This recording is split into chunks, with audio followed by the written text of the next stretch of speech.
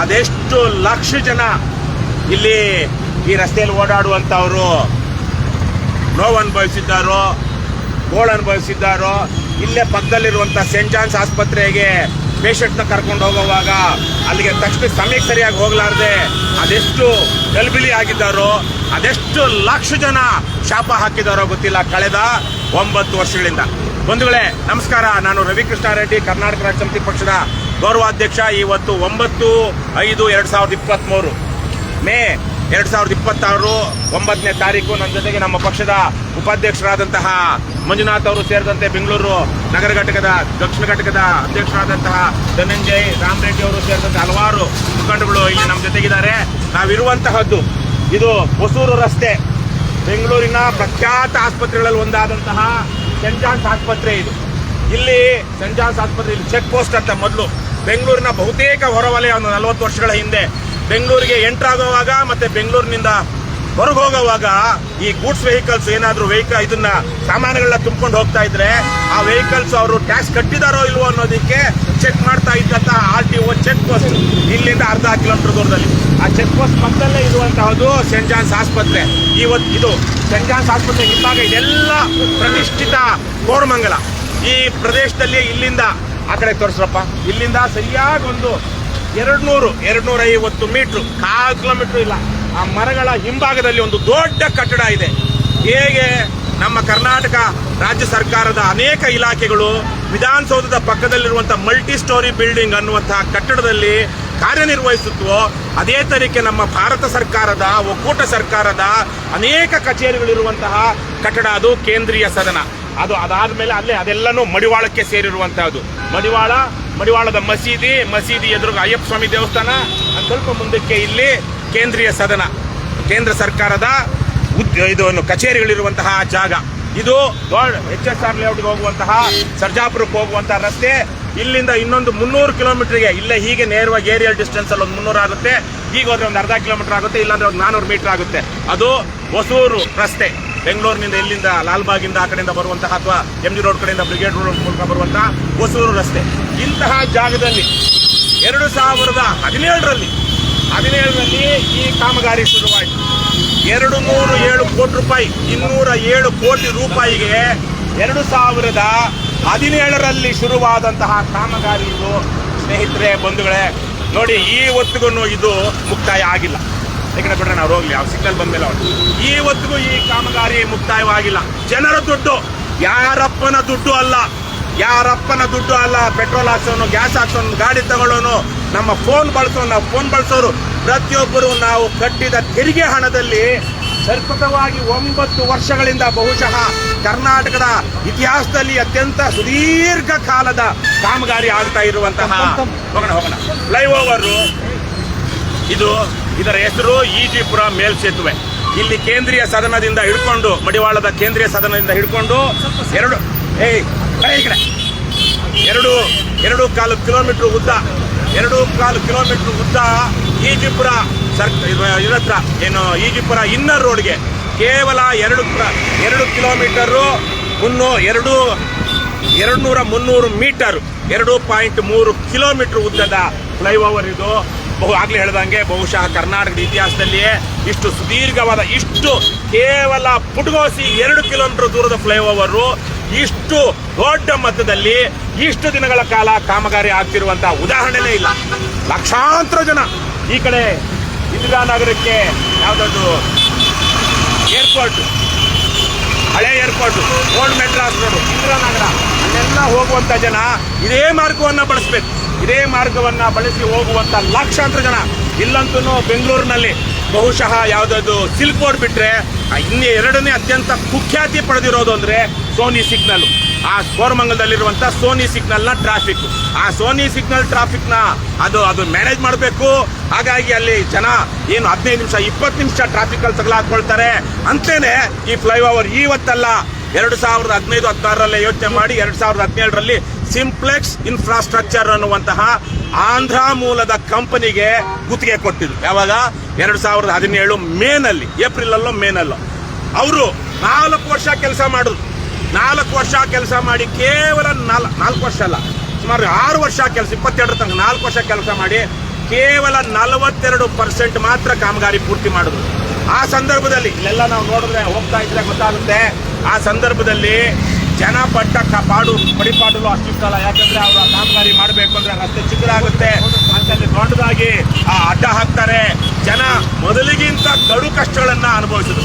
ಇವಾಗ ಇರುವಂತ ವಿಚಾರ ನೋಡಿ, ಈ ಕಡೆಯಿಂದ ಒಂದು ರ್ಯಾಂಪು ಹತ್ತೋದಿಕ್ಕೆ, ಎನ್ ಜಾರ್ಜ್ ಆಸ್ಪತ್ರೆಯಿಂದ ಕಡೆಯಿಂದ ಬರುವಂತ ರ್ಯಾಂಪು ಇಲ್ಲಿ ಹತ್ತೋದಿಕ್ಕೆ, ಮತ್ತೆ ಆ ಕಡೆಯಿಂದ ಬರುವಂತ ಆ ಕಡೆ ಹಿಡಿಯೋದಿಕ್ಕೆ, ಮಾದಾಪುರ ರಸ್ತೆ ಕಡೆಗೆ ಇಲ್ಲಿ ಕೇಂದ್ರೀಯ ಸಂಬಂಧದಿಂದ ಹತ್ತೋದಿಕ್ಕೆ ಹಿಡಿಯೋದಿಕ್ಕೆ ಎರಡಕ್ಕೂ ಸೇರಿ ಇಲ್ಲಿ ಪ್ರಾವಿಷನ್ ಕೊಟ್ಟಿದ್ದಾರೆ. ಅದೇ ತರಕ್ಕೆ ಅಲ್ಲಿ ಒಂದೇ ಕಡೆ ಅಲ್ಲಿ ಹತ್ತೋದು ಇಳಿಯೋದು ಅಷ್ಟೇ. ಇಲ್ಲಿ ಈಜಿಪುರದಲ್ಲಿ ಮತ್ತೆ ಅಲ್ಲಿ ಎಲ್ಲೂ ಆ ಕಡೆ ಈ ಕಡೆ ಹಿಡಿಯೋದಿಕ್ಕಿಲ್ಲ. ಇಂತಹ ಕೇವಲ 2 ವರ್ಷದಲ್ಲಿ ಮುಗಿಬೇಕಾಗಿದ್ದಂತ ಕಾಮಗಾರಿ 2-3 ವರ್ಷದಲ್ಲಿ, 2-3 ವರ್ಷನೂ ಜಾಸ್ತಿನೇ, 9 ವರ್ಷ ಆದ್ರೂ ಮುಗಿದಿಲ್ಲ. ಈಗಿರುವಂತಹ ಪ್ರಶ್ನೆ, ಯಾರು ಇಲ್ಲಿಯ ಸ್ಥಳೀಯ ಶಾಸಕರು? ಇಲ್ಲಿ 2008ರಿಂದ ಸತತವಾಗಿ ಆಯ್ಕೆ ಆಗ್ತಾ ಇರುವಂತವರು ರಾಮಲಿಂಗಾರೆಡ್ಡಿ. ಅವರ ಮನೆಯನ್ನು ಇಲ್ಲೇ ಹತ್ತಿರದಲ್ಲೇ, ಬಹುಶಃ ಇಲ್ಲಿಂದ ನಾನು ನೋಡಿಲ್ಲ, ಕೂಗಳತೆ ದೂರದಲ್ಲಿರ್ಬಹುದು. ಆವತ್ತಿನ ಅಲ್ಲೇನಾ ಪಕ್ಕನಾ 1989ರಿಂದ ಜಯನಗರ ಶಾಸಕರಾಗಿದ್ದಂಥವ್ರು, ವೀರಪ್ಪ ಮೊಯ್ಲಿ ಗೌರ್ಮೆಂಟ್ ಅಲ್ಲಿ 92ರಲ್ಲಿಯೇ ಮಂತ್ರಿ ಆದಂಥವರು. ಆವತ್ತಿನಿಂದ ಇವತ್ತಿನ ತನಕ ಕಾಂಗ್ರೆಸ್ ಕರ್ನಾಟಕದಲ್ಲಿ ಯಾವಾಗೆಲ್ಲ ಅಧಿಕಾರಕ್ಕೆ ಬರುತ್ತೋ ಅವಾಗೆಲ್ಲ ಮಂತ್ರಿ ಆಗ್ತಾ ಬಂದಿರುವಂತಹ ಮಹಾನ್ ಅದೃಷ್ಟವಂತ ಈ ರಾಮಲಿಂಗಾರೆಡ್ಡಿ. ಇವರದೇ ಕ್ಷೇತ್ರದಲ್ಲಿ 200 ಕೋಟಿಗೂ ಅಧಿಕ ವೆಚ್ಚದಲ್ಲಿ ನಿರ್ಮಾಣ ಆಗ್ತಿರುವಂತಹ ಕಾಮಗಾರಿಯನ್ನ ಯಾಕೆ ಮುಗಿಸಿಲ್ಲ ಅಂತ ಇವತ್ತು ನಾವು ಪ್ರಶ್ನೆ ಕೇಳಬೇಕಾಗಿದೆ. ಮೊನ್ನೆ ತಾನೇ ನಿಮ್ಗೆ ಗೊತ್ತಿದೆ, ಕಾಂಗ್ರೆಸ್ನವರು 40% ಕಮಿಷನ್ ಸರ್ಕಾರ ಅಂತೇಳಿ ಏನಾದ್ರು ಪೋಸ್ಟರ್ ಹಾಕಿದ್ರು, ಅಡ್ವರ್ಟೈಸ್ಮೆಂಟ್ ಕೊಟ್ರು ಬಿಜೆಪಿಯವ್ರ ಬಗ್ಗೆ. ಆದರೆ ಎಷ್ಟು ಪರ್ಸೆಂಟ್ ಕಮಿಷನ್ ತಗೊಂಡಿರೋದಕ್ಕೆ ಈ ಕಾಮಗಾರಿ ಇವತ್ತಿಗೂ ಮುಗಿದಿಲ್ಲ. ರಾಮಲಿಂಗಾರೆಡ್ಡಿ ಅವರಿಗೆ ನಾನು ನಿನ್ನೆನೆ ಬರೆದಿದ್ದೆ, ಮಂಪರು ಪರೀಕ್ಷೆ ಮಾಡಬೇಕು, ಅವರಿಗೆ ಲೈ ಡಿಟೆಕ್ಟರ್ ಟೆಸ್ಟ್ ಮಾಡಿಸ್ಬೇಕು. ಅವರ ಪಾತ್ರ ಏನಿದೆ ಈ ಸಿಂಪ್ಲೆಕ್ಸ್ ಇನ್ಫ್ರಾಸ್ಟ್ರಕ್ಚರ್, ಅವನಿಗೆ 100 ಕೋಟಿ ರೂಪಾಯಿ ಆವಾಗಲೇ ದುಡ್ಡು ಬಿಡುಗಡೆ ಮಾಡಲಾಗಿತ್ತು. 4 ವರ್ಷ ಆದ್ರೂ 42% ಕೆಲಸ ಮಾಡಲಿಲ್ಲ ಅವನು. ಹಾಗಾಗಿ ರಾಮಲಿಂಗಾರೆಡ್ಡಿ ಅವರು ಆಗಲೂ ಶಾಸಕರು, ಆಗಲೂ ಮಂತ್ರಿಗಳು, ಅವ್ರು ಮಂತ್ರಿ ಆಗಿದ್ದಾಗಲೇ ಇದಕ್ಕೆ ಅನುಮೋದನೆ ಕೊಟ್ಟಿದ್ದು. 5 ವರ್ಷ ಬೇರೆಯವ್ರ ಸರ್ಕಾರ ಬಂತು, ಕಾಂಗ್ರೆಸ್ JDSನ ಸಮ್ಮಿಶ್ರ ಸರ್ಕಾರ, ತದನಂತರ ಬಿಜೆಪಿ ಸರ್ಕಾರ. ಈಗ 3 ವರ್ಷದಿಂದ ಮತ್ತೆ ರಾಮಲಿಂಗಾರೆಡ್ಡಿ ಅವರು ಮಂತ್ರಿ ಆಗಿದ್ದಾರೆ. ಇವರ ಯೋಗ್ಯತೆಗೆ ಯಾಕೆ ಇದನ್ನ ಕಂಪ್ಲೀಟ್ ಮಾಡೋದಕ್ಕಾಗಿಲ್ಲ? ನನ್ನ ಪ್ರಕಾರ ರಾಮಲಿಂಗಾರೆಡ್ಡಿ ಅವರು ಸಹ ಬಹುಶಃ ಕಮಿಷನ್ ತಗೊಂಡಿರಬಹುದಾ? ಅದು ಸಿಂಪ್ಲೆಕ್ಸ್ ಇನ್ಫ್ರಾಸ್ಟ್ರಕ್ಚರ್ ಅಂತ ಯಾವ ಆಂಧ್ರ ಕಂಪನಿ ಕೊಟ್ಟಿದ್ರು, ಅದರಲ್ಲಿ ರಾಮಲಿಂಗಾರೆಡ್ಡಿ ಅವರ ಪಾತ್ರ ಏನಿದೆ ಇದು ತನಿಖೆಗಾಗಬೇಕು. ಅದಕ್ಕೇನೆ ಇವರೆಲ್ಲ ಬಾಯಲ್ಲಿ, ಯಾಕಂದ್ರೆ ಎಲ್ಲ ಬ್ಲಾಕ್ ಮನಿಲ್ ಆಗುತ್ತೆ. ರಾಮಲಿಂಗಾರೆಡ್ಡಿ ಅವ್ರನ್ನ ಲೈ ಡಿಟೆಕ್ಟರ್ ಟೆಸ್ಟ್ ಒಳಪಡಿಸಿದ್ರೆ ಮಾತ್ರ ಇದು ಗೊತ್ತಾಗುತ್ತೆ ನಮಗೆ.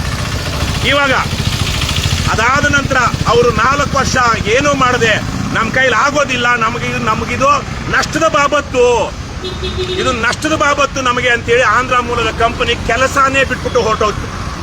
ಇವತ್ತು ಸರ್ಕಾರದಿಂದ ಅದಕ್ಕೆ ಚೀಫ್ ಇಂಜಿನಿಯರ್ ಅವರೆಲ್ಲ ತನಿಖೆ ಮಾಡಿ ಅವರಿಗೆ 120 ಕೋಟಿ ರೂಪಾಯಿ ದಂಡ ಹಾಕಿದ್ದಾರೆ ಆ ಸಿಂಪ್ಲೆಕ್ಸ್ ಟೆಕ್ನಾಲಜೀಸ್ಗೆ. ಅದ್ರಲ್ಲಿ ಅವ್ರು ಬಿಟ್ಟೋದಂತ ಕೆಲವೊಂದು ಸಾಮಾನು ಮೆಷಿನರಿ ಎಲ್ಲ ಒಂದು 20 ಕೋಟಿಗೆ ವಜಾ ಮಾಡ್ಕೊಂಡಿದ್ದಾರೆ. ಇನ್ನೂ 100 ಕೋಟಿ ರೂಪಾಯಿ ಅವರು ಸಿಂಪ್ಲೆಕ್ಸ್ ಇನ್ಫ್ರಾಸ್ಟ್ರಕ್ಚರ್ ಅವರು ಸರ್ಕಾರಕ್ಕೆ ಪಾವತಿ ಮಾಡಬೇಕು, ಅವ್ರಿಗೆ ಮುಟ್ಗೋಲು ಹಾಕೊಂಡಿರುವಂತ ದುಡ್ಡು. ಆದ್ರೆ ಇಲ್ಲಿ ತನಕ ಪಾವತಿ ಆಗಿಲ್ಲ. ಯಾಕೆ? ಅವ್ರಿಗೆ ರಕ್ಷಣೆ ಮಾಡ್ತಿರೋರು ಯಾರು? ಅದಾದ ನಂತರ ಈ ಕಾಮಗಾರಿನ ಕಂಪ್ಲೀಟ್ ಮಾಡೋದಕ್ಕೆ 3-4 ಟೆಂಡರ್ಗಳನ್ನ ಕರೆದ್ರು. ಕೊನೆಗೆ ಇವಾಗ ಯಾರೋ ಬೆಂಗಳೂರು ಅದೇನೋ BSCPL ಅಂತ ಒಂದು ಹೊಸ ಸಂಸ್ಥೆ ಕೊಟ್ಟಿದ್ದಾರೆ, ಸುಮಾರು 174 ಕೋಟಿ. ಈ ತದನಂತರ ಆಗಿರುವಂತಹ ಬೆಳವಣಿಗೆಗಳಲ್ಲಿ ಇದರ ಒಟ್ಟು ಅಂದಾಜು ಮೊತ್ತ 307 ಕೋಟಿ ರೂಪಾಯಿ ಅಂತ ಹೇಳ್ತಿದ್ದಾರೆ. ಇನ್ನೆಷ್ಟು ಕೋಟಿ ಆಗುತ್ತೋ ಎಲ್ಲ ಎಷ್ಟೋ ಸಲಕ್ಕೆ ದಾಖಲೆಗಳೇ ಬರೋದಿಲ್ಲ, ಮಾಹಿತಿಗಳೇ ಬರೋದಿಲ್ಲ. ಈಗ ಪರಿಷ್ಕೃತ ಅಂದಾಜು ವೆಚ್ಚ, ರಿವೈಸ್ಡ್ ಎಸ್ಟಿಮೇಷನ್ 307 crore rupees ಈ ಪ್ರಾಜೆಕ್ಟ್ಗೆ. ಈಗ ಜೂನ್ಗೆ ಆಗುತ್ತೆ ಅಂತ ಹೋದ ವರ್ಷ ಹೇಳಿದ್ರು. ಇರಪ್ಪ ಒಂದು ನಿಮಿಷ, ಜೂನ್ ಅಲ್ಲಿ ಬಂದ್ರಣ, ಆ ಕಡೆಯಿಂದ ತೋರಿಸೋರು ಹೋಗ್ಬಿಡ್ಲಿ. ಜೂನ್ಗ ಈ ಕಡೆ ಬಂದಿಲ್ಲ, ಈ ಕಡೆ ಬರಯ್ಯ. ಜೂನ್ಗೆ ಆಗುತ್ತೆ, 2026 ಜೂನ್ಗೆ ಆಗುತ್ತೆ ಅಂದ್ರು. ಇವಾಗ ಏನ್ ತಿಂಗಳು? ಮೇ. ಮುಂದಿನ ತಿಂಗಳಿಗೆ ಆಗುತ್ತಾ ಇದು? ತದನಂತರದಲ್ಲಿ 2026 ಆಗಸ್ಟ್ ಆಗುತ್ತೆ ಅಂದ್ರು. 2 ತಿಂಗಳಿಗೆ ಆಗುತ್ತಾ? ನಿನ್ನೆ ಬೆಳಿಗ್ಗೆ 8 ಗಂಟೆಗೆ ನಾನು ಒಂದು ಪೋಸ್ಟ್ ಮಾಡಿದೆ. 307 ಕೋಟಿ ರೂಪಾಯಿಗಳ ಪ್ರಾಜೆಕ್ಟ್ ಇದು. ಸತತವಾಗಿ 9 ವರ್ಷಗಳಿಂದ ನಿರಂತರವಾಗಿ ಕಾಮಗಾರಿ ನಡೀತಾ ಇದೆ.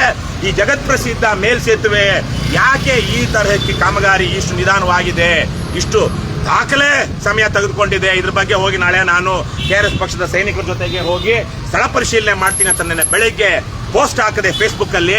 ಮಧ್ಯಾಹ್ನಕ್ಕೆಲ್ಲ 11 ಗಂಟೆಗೆಲ್ಲ ಈ ಚೀಫ್ ಇಂಜಿನಿಯರ್ ಪುಣ್ಯಾತ್ಮ, ಇದೇ ಭಾಗದ ಚೀಫ್ ಇಂಜಿನಿಯರ್ ಏನೋ ಪ್ರಸಾದ್ ಅಂತ ಏನೋ ಇರ್ಬೇಕು,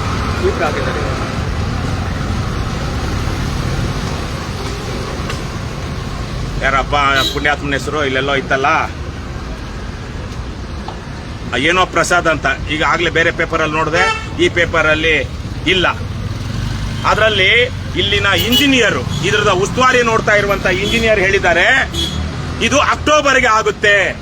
ಅದರಲ್ಲಿ ಎಷ್ಟು ಸುಳ್ಳುಗಳು, ಒಂದು ನಿಮಿಷ ಸ್ವಲ್ಪ ಸೈಡ್ಗೆ ಹಾಕ್ಕೊಡ್ರಿ. ಅದರಲ್ಲಿ ಎಷ್ಟು ಈ ಕದೀಮ ಇಂಜಿನಿಯರ್ಗಳು, ಹಲ್ಕಾಗಳು, ಅಯೋಗ್ಯರು ಹೇಳಿರೋದು ಅಂದ್ರೆ ಆಶ್ಚರ್ಯ ಆಗುತ್ತೆ.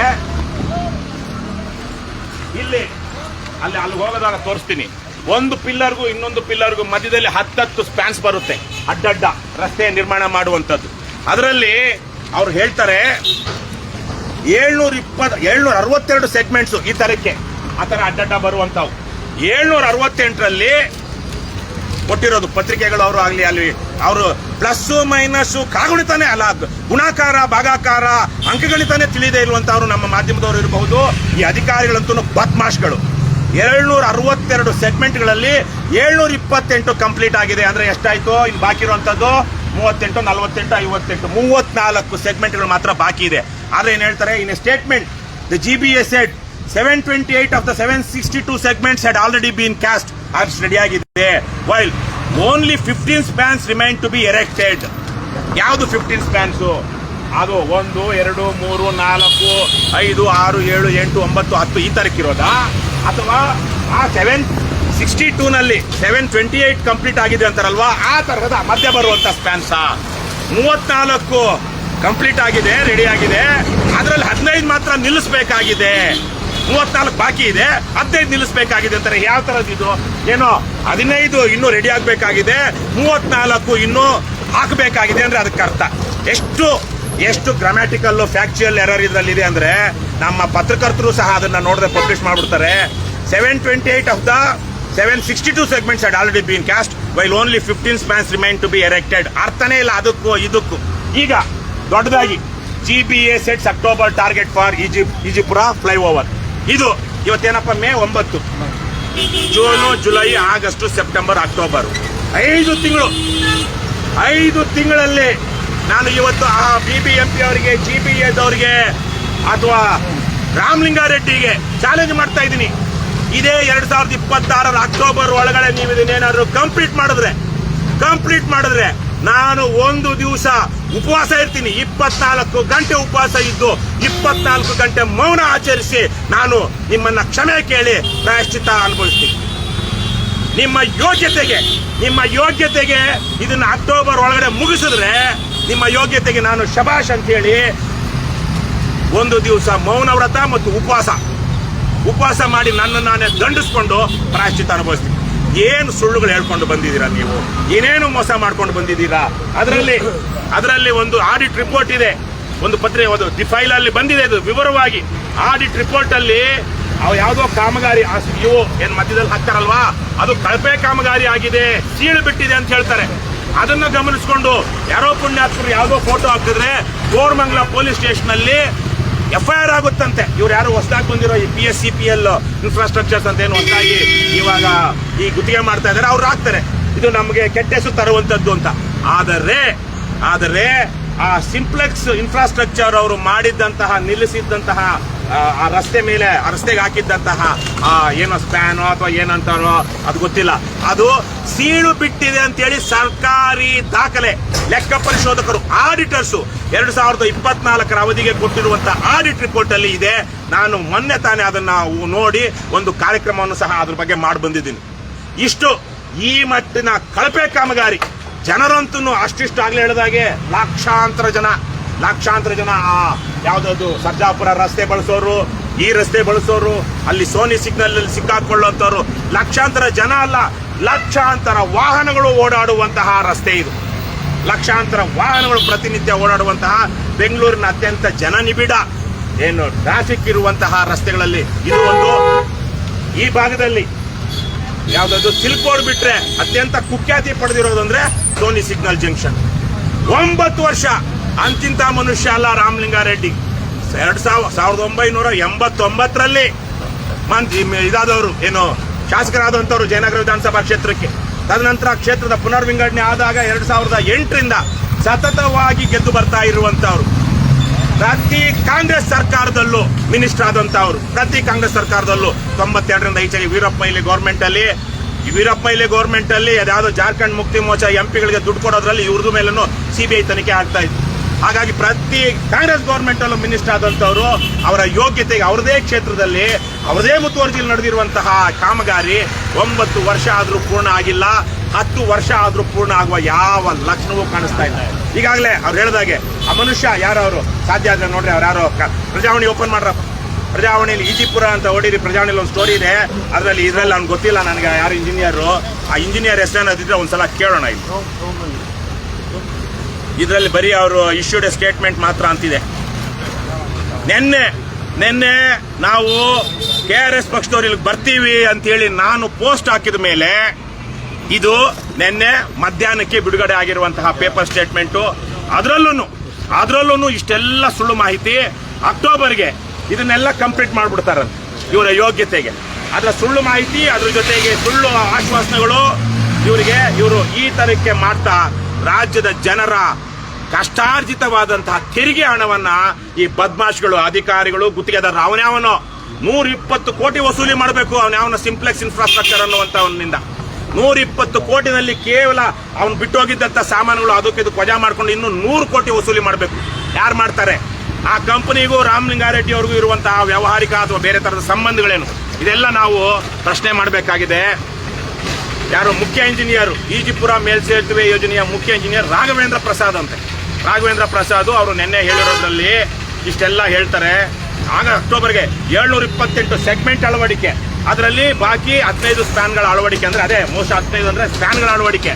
ಆ ಮಧ್ಯದಲ್ಲಿರುವಂತಹದ್ದು ಇವು ಒಂದೊಂದು ಸ್ಪ್ಯಾನ್ 1, 2, 3, 4, 5, 6, 7, 8, 9, 10 ಈ ಪಿಲ್ಲರ್ಗಳ ಮಧ್ಯೆ ಇರುವಂತದ್ದು. ಇಲ್ಲೇ 10 ಆಯ್ತು. ಮತ್ತೆ ಇದೊಂದು ಸಪರೇಟ್ ಆಗಿ ಇಲ್ಲೊಂದು 2, 3, 4, 5 ಇವತ್ತಿಗೂ ಅವ್ರು ಹೇಳಿದಾಗೇನೆ 20ಕ್ಕಿಂತ ಹೆಚ್ಚು ಸ್ಪ್ಯಾನ್ಗಳ ಅಳವಡಿಕೆ ಆಗಬೇಕು.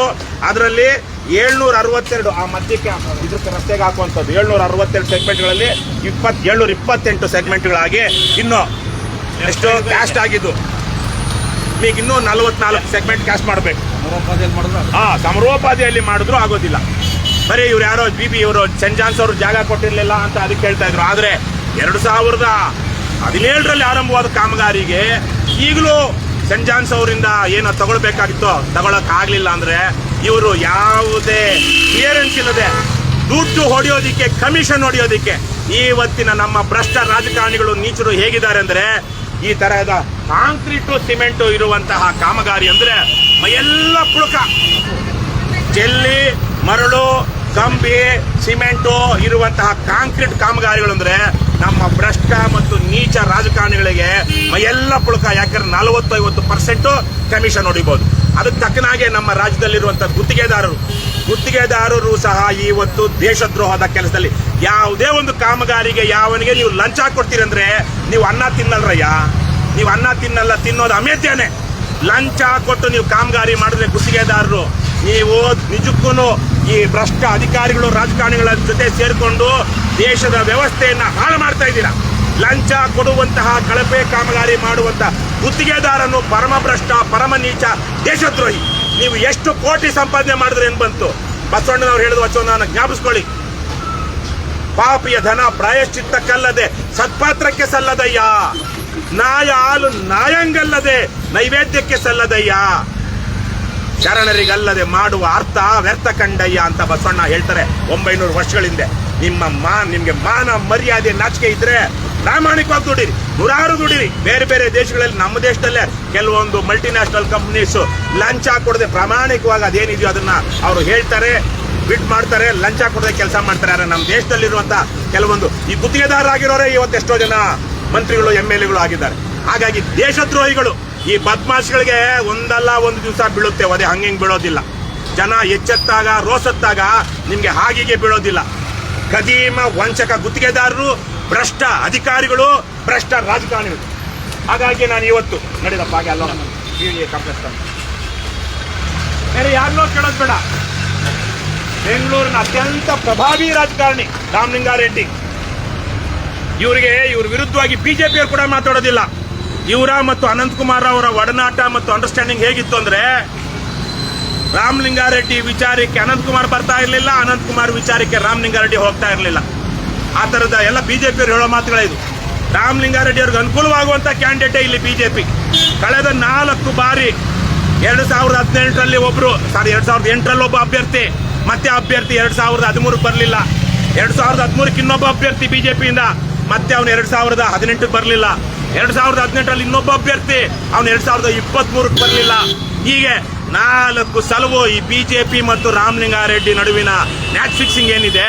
ಅವ್ರು ಯಾರೋ NR ರಮೇಶ್ ಅಂತೆ ಅಲ್ವಾ, NR ರಮೇಶ್ ಬಿಜೆಪಿಯ ಭ್ರಷ್ಟಾಚಾರದ ವಿರುದ್ಧ ಹೋರಾಟ ಮಾಡುವಂತ NR ರಮೇಶ್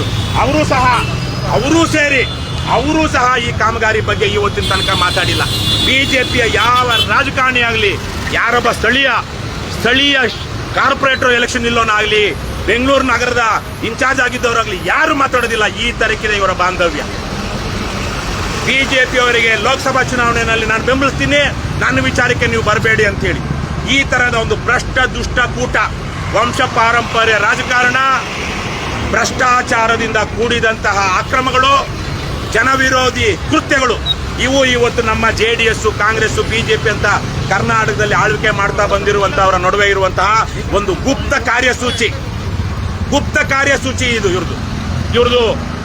ನಾನು ಅಧಿಕಾರಕ್ಕೆ ಬಂದಾಗ ನಾನು ಪ್ರಶ್ನೆ ಮಾಡಲ್ಲ, ನೀನು ಅಧಿಕಾರದಲ್ಲಿರೋ ನಾನು ಪ್ರಶ್ನೆ ಮಾಡೋದಿಲ್ಲ. ಇಬ್ರು ಹಂಚ್ಕೊಂಡು ತಿನ್ನೋಣ, 2-3 ಅದ್ರಲ್ಲಿ ಮಧ್ಯದಲ್ಲಿ JDS, ಬಿಜೆಪಿ ಬಂದ್ರೆ ಬಿಜೆಪಿ ಬಿಡೋಣ, ಕಾಂಗ್ರೆಸ್ ಬಂದ್ರೆ ಕಾಂಗ್ರೆಸ್ ಬಿಡೋಣ. ಇಬ್ರು ಬರ್ಲಿಲ್ಲ ಅಂದ್ರೆ ಈ ಅವಕಾಶವಾದಿ JDS ಇದೆ, ಅವ್ರು ಯಾರ ಜೊತೆಗೆ ಸಂಸಾರ ಮಾಡ್ತಾರೋ ಅವ್ರು ಚೆನ್ನಾಗಿ ತಿನ್ಲಿ. ಈ ತರಹದ ನೀಚ ಬುದ್ಧಿಯಿಂದ ಇವತ್ತು ಕರ್ನಾಟಕದಲ್ಲಿ ಜನರ ನೈತಿಕ ಮೌಲ್ಯಗಳನ್ನು ಹಾಳು ಮಾಡಿದ್ದಾರೆ ಈ ಬದ್ಮಾಶ್ ರಾಜಕಾರಣಿಗಳು. ಹಾಗಾಗಿನೇ ನಾನು ಬಹಳ ದಿವಸದಿಂದ ನೋಡ್ತಾ ಇದ್ದೆ. ನಾನು ಇಲ್ಲಿ 2013ರಲ್ಲಿ ಲೋಕಸತ್ತಾ ಪಕ್ಷದ ಚುನಾವಣೆಗೆ ನಿಂತಿದ್ದೆ. 6500 ಜನ 6600 ಜನ ನನಗೆ ಈ ಕ್ಷೇತ್ರದಲ್ಲಿ ಬೆಂಬಲಿಸಿದ್ರು. ತದನಂತರ ಕಾರಣಾಂತರಗಳಿಂದ ನಾನು ಬೇರೆ ಕಡೆ ಹೋಗಿ ಎಲೆಕ್ಷನ್ಗೆ ನಿಲ್ಲಬೇಕಾಯ್ತು. ಆದರೆ ಇಲ್ಲಿ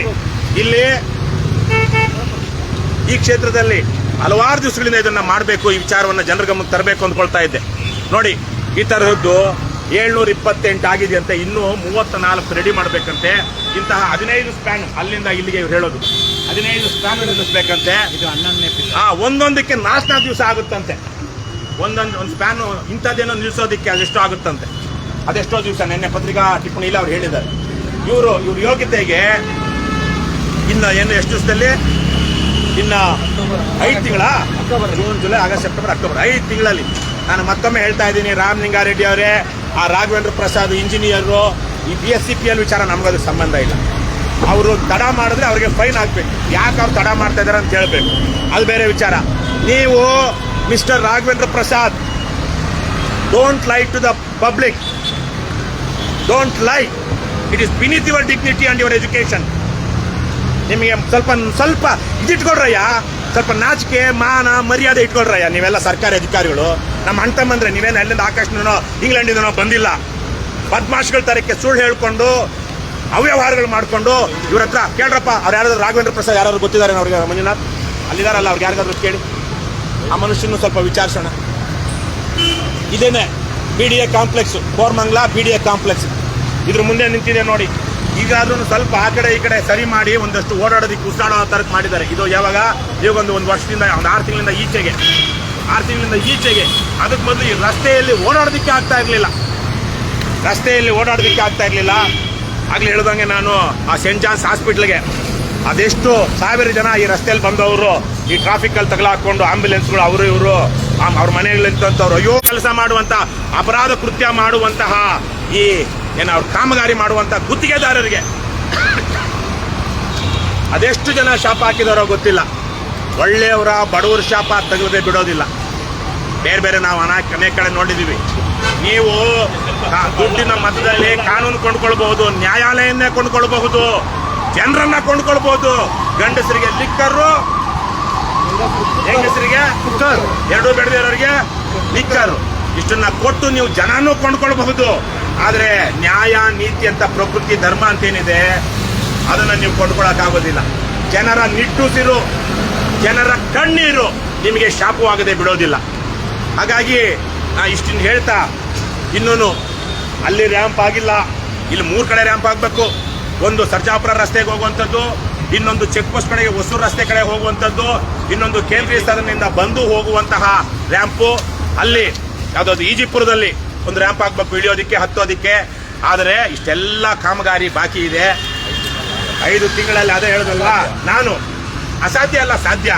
ಇವ್ರು ಮಾಡೋದಿಲ್ಲ, ಇವ್ರ ಯೋಗ್ಯತೆಗಳಿಗೆ ಮಾಡೋದಕ್ಕೆ ಯೋಗ್ಯತೆ ಇಲ್ಲ. ಇವೆಲ್ಲ ಏನು ತುಂಬ ಕಷ್ಟ ಇಲ್ಲ, ಯಾಕಂದ್ರೆ ಎಲ್ಲ ಆಲ್ಮೋಸ್ಟ್ ಫ್ರೀ ಕ್ಯಾಸ್ಕೆಟ್ ಇದೆಲ್ಲ. ಹಾಗಾಗಿ ತಂದಿಸ್ತಾ ಇರಲಿಲ್ಲ ಅಲ್ಲಿ, ಇನ್ನೊಂದು 10 ದಿವಸದಲ್ಲಿ ಆಗುತ್ತೆ. ಆದರೆ ಅದ್ರ ಹೊರತಾಗಿನೂ ಇನ್ನೂ ಇವ್ರ ಯೋಗ್ಯತೆಗೆ, ಇವ್ರು ಮಾಡೋದಕ್ಕೆ ಇವ್ರ ಯೋಗ್ಯತೆ ಇಲ್ಲ. ನಾನು ಆಗ್ಲೇ ಹೇಳಿದ್ದೀನಿ, ರಾಮಲಿಂಗಾರೆಡ್ಡಿ ಅವರಿಗೆ ಚಾಲೆಂಜ್ ಮಾಡಿದ್ದೀನಿ, ರಾಘವೇಂದ್ರ ಪ್ರಸಾದ್ಗೆ ಚಾಲೆಂಜ್ ಮಾಡಿದ್ದೀನಿ.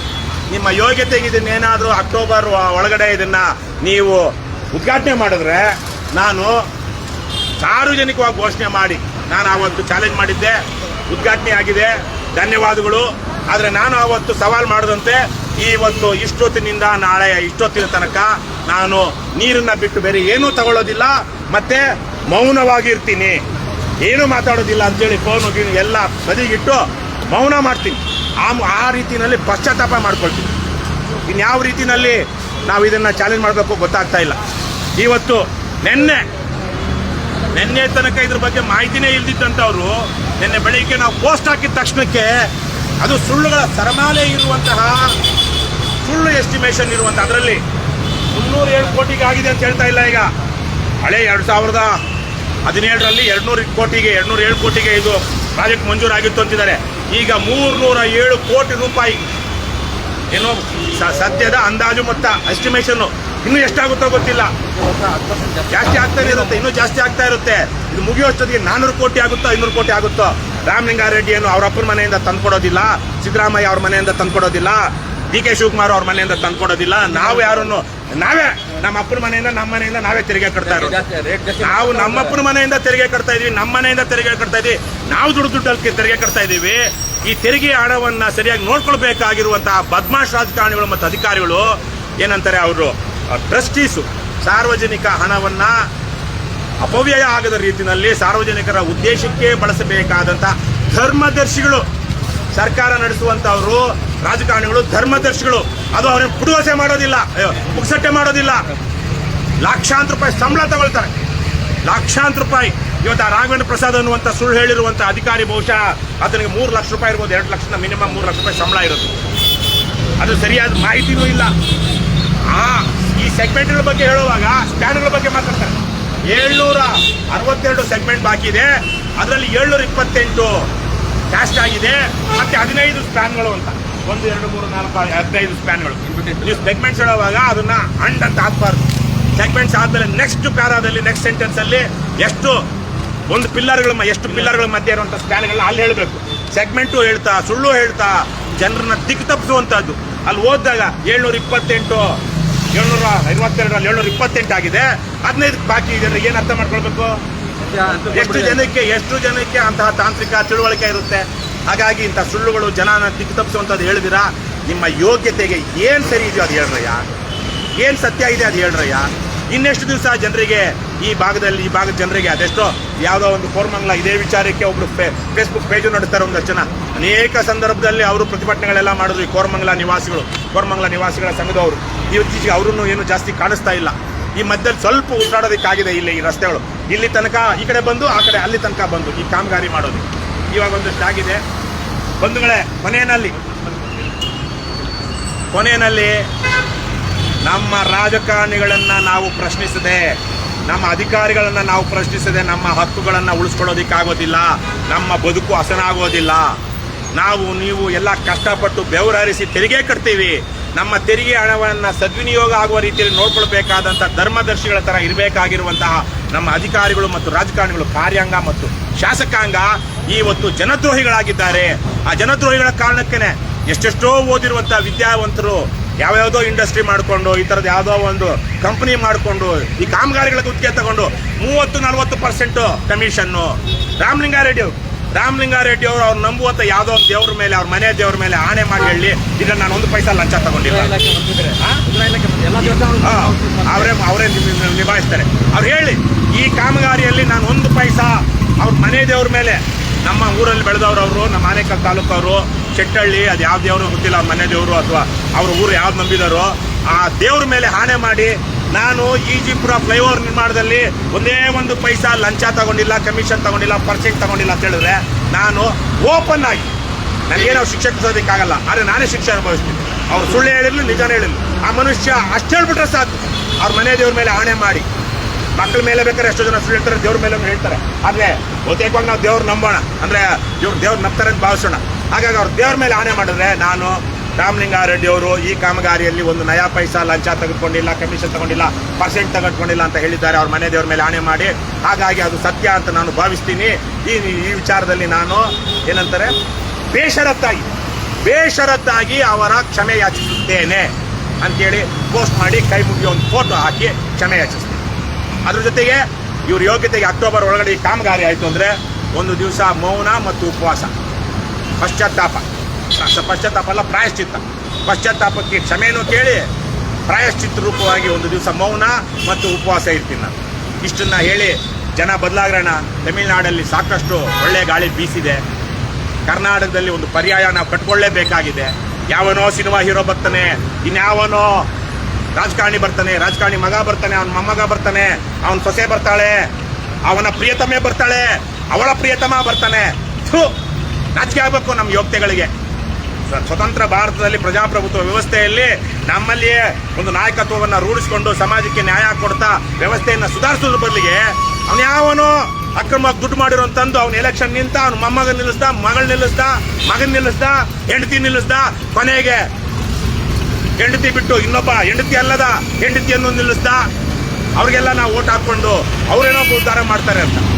ಅಂಬೇಡ್ಕರ್ ಅವರು ಸಂವಿಧಾನದ ಸಂದರ್ಭದಲ್ಲಿ ಹೇಳ್ತಾರೆ, ಇನ್ಮೇಲೆ ದೇಶದಲ್ಲಿ ರಾಜ ರಾಣಿಯರ ಹೊಟ್ಟೆನಲ್ಲಿ ರಾಜರು ಹುಟ್ಟೋದಿಲ್ಲ, ಅವ್ರು ಹುಟ್ಟೋದು ಬ್ಯಾಲೆಟ್ ಬಾಕ್ಸ್ ಮೂಲಕ ಅಂತ.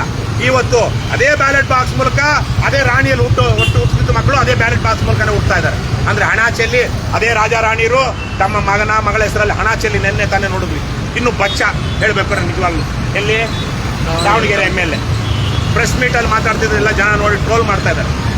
ಏನು ಪ್ರಾಪಂಚಿಕ ಜ್ಞಾನ ಇಲ್ಲದಂತಹ ಬರೀ ಅಪ್ಪ ಅಮ್ಮ ತಾತ ಅಜ್ಜ ಅಜ್ಜಿ ಅವ್ರನ್ನ ನೋಡಿಕೊಂಡು ಜನ ಹುಚ್ಚರಾಗಿ ಹಣಕ್ಕೋ ಎಂಡಕ್ಕೋ ಓಟ್ ಹಾಕಿ ಇಂಥ ಯುವರಾಜರನ್ನ ಯುವರಾಣಿಯರನ್ನ ಇನ್ನು ಪ್ರಬುದ್ಧತೆ ಬಂದಿಲ್ಲಿರುವಂಥ ಮೆಚುರಿಟಿ ಇಲ್ಲಿರುವಂಥವ್ರನ್ನ ಗೆಲ್ಲಿಸಿದ್ರೆ ಪ್ರಜಾಪ್ರಭುತ್ವ ನಿಮ್ಮ ಬದುಕು ಉಳಿತೇನ್ರಪ್ಪ, ಯೋಚನೆ ಮಾಡಿ ಅಂತ ಕೇಳ್ಕೊಳ್ತಾ ಕರ್ನಾಟಕ ರಾಷ್ಟ್ರ ಸಮಿತಿ ಪಕ್ಷಕ್ಕೆ, KRS ಪಾರ್ಟಿಗೆ, ಭ್ರಷ್ಟರೇ ಪವಿತ್ರ ರಾಜಕಾರಣ ಬಿಟ್ಟು ತೊಲಗಿ, ನಾಡ ಪ್ರೇಮಿಗಳೇ ಪ್ರಾಮಾಣಿಕ ರಾಜಕಾರಣಕ್ಕೆ ಮುಂದಾಗಿ ಲಂಚ ಮುಕ್ತ ಕರ್ನಾಟಕ ನಿರ್ಮಿಸೋಣ, ಭ್ರಷ್ಟಾಚಾರ ಮುಕ್ತ ಕರ್ನಾಟಕ ನಿರ್ಮಿಸೋಣ, ಬಸವಣ್ಣನ ಕಲ್ಯಾಣ ಕರ್ನಾಟಕ ನಿರ್ಮಿಸೋಣ, ಕುವೆಂಪುರವರ ಸರ್ವೋದಯ ಕರ್ನಾಟಕ ನಿರ್ಮಿಸೋಣ.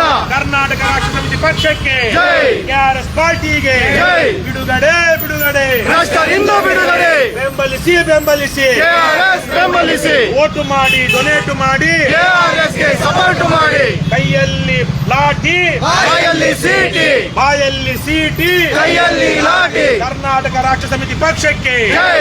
KRS ಪಾರ್ಟಿಗೆ, ಜೈ. ಕರ್ನಾಟಕ ಮಾತೆಗೆ, ಜೈ. ಕನ್ನಡ ಭುವನೇಶ್ವರಿಗೆ, ಜೈ. ಸಿರಿಗನ್ನಡಂ ಗೆಲ್ಗೆ, ಸಿರಿಗನ್ನಡಂ ಬಾಳ್ಗೆ, ಏನೇ ಆಗಲಿ ಒಳ್ಳೆಯದನ್ನೇ ಮಾಡಿ ಮಾಡುತ್ತಲೇ ಇರಿ. ಜೈ ಹಿಂದ್, ಜೈ ಕರ್ನಾಟಕ, ಜೈ ಕರ್ನಾಟಕ, ಜೈ KRS, ಜೈ. ಜೈ.